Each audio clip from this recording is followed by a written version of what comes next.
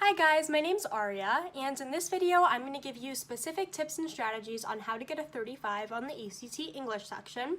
If you didn't watch my first video, I have dedicated that to how to get a 34 on the ACT as a whole, and I'll link it down below if you're interested, but this video will focus specifically on the English section and how to get a 35 on that.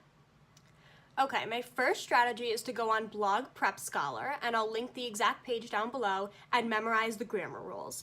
The first ACT grammar section I took, I want to say I got like a 27 because I honestly did not know any of the English grammar rules because I feel like they don't really teach you that in school anymore. You're just kind of expected to know them. And this resource really lists out all of the grammar rules of the ACT tests, and it gives you example sentences and example little passages, and it's just great for learning them. My second tip is to practice with real previously administered ACT English sections.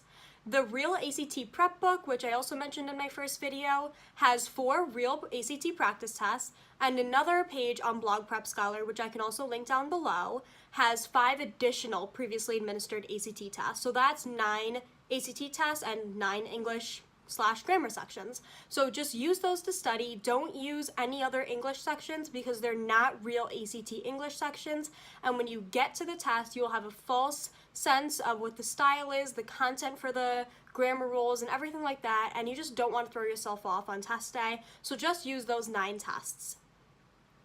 When you get a grammar question wrong, don't just read over the right answer and be like, okay, this makes sense now. Like, no. Actually analyze why you got the question wrong. Maybe it's a rule you didn't know, and if so, make a flashcard for it. Or maybe you just read over the sentence too fast, which I feel like is what happens in a lot of people's cases, and that brings me to my next tip. Timing. Like I mentioned in my first video, timing is everything on this test. For the English section, do not spend more than 9 minutes per passage on the test, and hopefully you won't even need this much time per passage. Out of all 4 sections, the English section is where you'll be the least pressed for time. You get the most time per passage on this section. However, even though you might not be super pressed for time on this section, the English section usually has the least forgiving curve out of all 4 of them. So to get a 35, every question literally counts, every single question.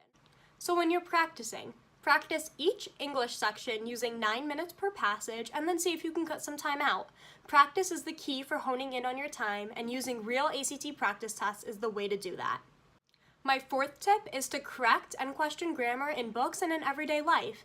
When I was studying for the ACT the summer between my sophomore and junior year, I read a lot of books, and if I ever thought that a comma was out of place or the sentence should be punctuated differently, I just asked an English expert. This person could be an ACT English tutor. If you didn't watch my first video, I talk about getting a subject-specific tutor, so check that out. It could be an English teacher. I had a friend whose mom was an editor, so literally anyone who's an English expert, and this will help you out immensely. So those are my 4 tips for acing the ACT English section, and I'll have 3 more videos coming out on the math, reading, and science section, so please subscribe to check those out, and like and comment on this video if you found this helpful or learned something. Thanks for watching.